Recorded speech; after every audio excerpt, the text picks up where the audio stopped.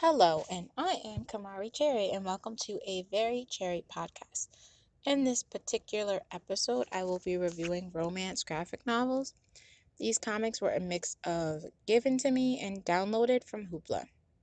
The first comic I read was Fresh Romance. It's an anthology style where there are a bunch of stories written by different authors.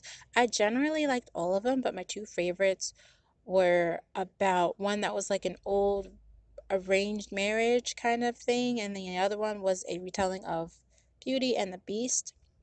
What I liked about the fictional romance from um the arranged romance was that it was a good slow burn. Slow burns are the best. You get to see the characters grow to love each other and also actually see the chemistry. Sometimes I don't see the reason two people choose each other because it happens so fast, but with this comic, I would have enjoyed a full length version of it as a standalone story. The second story I liked was the Beauty and the Beast retelling. I considered it a retelling, but I don't know if it technically is because it kind of reverses the Beast and Beauty's roles. I enjoyed it nonetheless because of how it ended. They have since released a second volume, and I will be downloading that as soon as possible. The next comic on my list is the Archie and Sabrina story arc in the Archie Forever series. I jumped in at the beginning of their school year, basically when Archie has Sabrina as his secret girlfriend. I read issue number 705 without reading any other Archie comic books. I did not like it. It was drawn great. The storyline was even okay, but I just did not care about Archie or Veronica or Betty. In fact, I ship Betty and Veronica now. I see no reason why they are fighting over Archie. It's very clear they belong together. I read the one issue and probably won't ever read it again unless they actually make Betty and Veronica canon. Not like fake canon where they hint at it. I want them to be a power couple that takes over the school. Unless I'm wrong and they have already done this in another story arc. If so, someone please link me. The next book on my list is Unnatural by Mirka and Andolfo. I hope I pronounced that correctly. This was another one I did not finish the story. I was reading volume 1 and realized my biggest problem was the drawing of the animals. The animals that the main character is having a dreams about looks like an animal, while the main female, who was a pig, looks very human. There was a scene where they kissed, and I honestly thought it looked so weird. I also did not like her best friend. She seemed kind of out of touch with what to say to her friend when she was going through a hard time. It was very much victim blaming, which turned me off.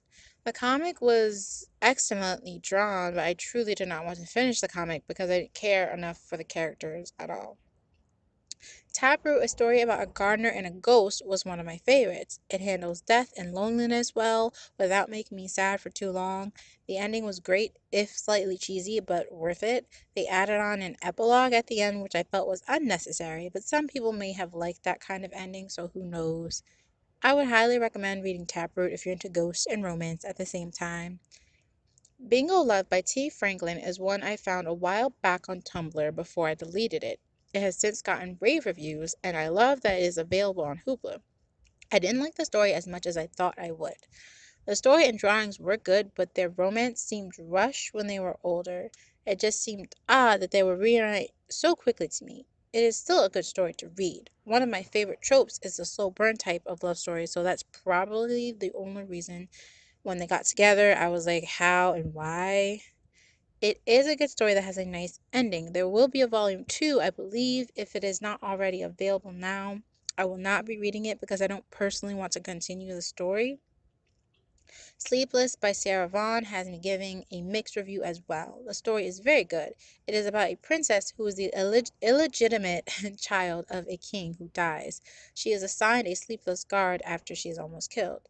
I loved it. The guard and her obviously depend on each other and fall in love. They have to figure out who the traitor is and what is going on in the castle. It has more twists than you would think for a romance. My only qualm, again, is that the romance came on suddenly. There was no flirting or sweet talking or even declarations. It just popped up at the end. Maybe I just missed the subtle hints of them falling in love, but to me, there was no lead up. I do recommend this series to those who like coworkers to lovers as a scenario. Also, if you like medieval and magical romantic adventure, I say read this comic. That is all for this episode of the podcast. The next episode will focus on holiday romance since it will be December. If you have any suggestions for what to read, please leave a comment or email me at dearkamary@outlook.com. To get the script, listen to past episodes, and read more of my rambling thoughts, go to my website, kamaricherry.blog. Thank you for listening, and I will see you in the next episode.